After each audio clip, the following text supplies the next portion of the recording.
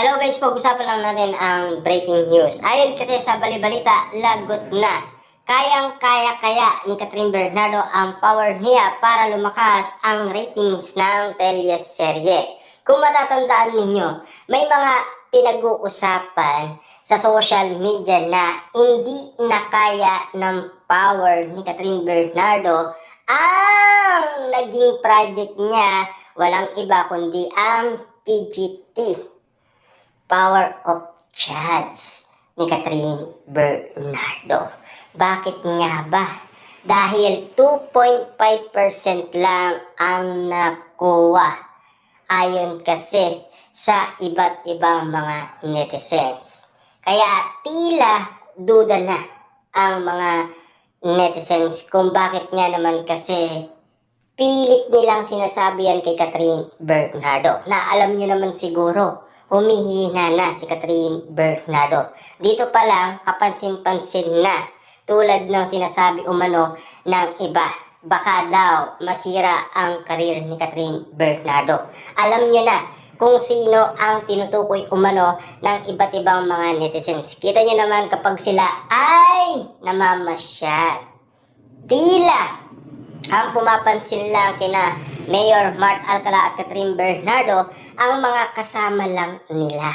Kaya nga naman kasi kaduda-duda ang mga nangyayari kay Catherine Bernardo.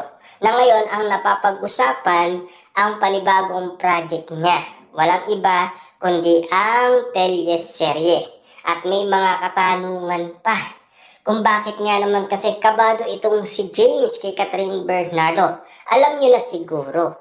Kasi malapit nang ipalabas umano ang nasabing teleserye na ginawa nila.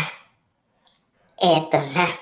Malalaman na ng iba't ibang mga tao kung ilan percent ang makukuha ng nasabing teleserye ni Catherine Bernardo at James Reid.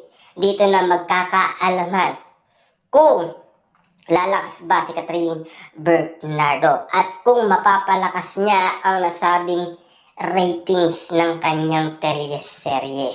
Siyempre, alam niyo naman siguro, nasa tao na yan kung papanoorin nila ang nasabing bagong teleserye ni Catherine Bernardo. Doon lang masusukat kung marami pa bang nagtitiwala kay Catherine Bernardo. Na alam niyo naman siguro nang dahil sa pagkakalit niya kay Mayor Mart Alcala, yan na ang mga nangyari. Parang naumay na ang mga tao kay Catherine Bernardo nang dahil lagi niyang kasama si Mayor Mart Alcala at siya ang naging jowa nito ayon kasi sa mga balita kay Catherine Bernardo.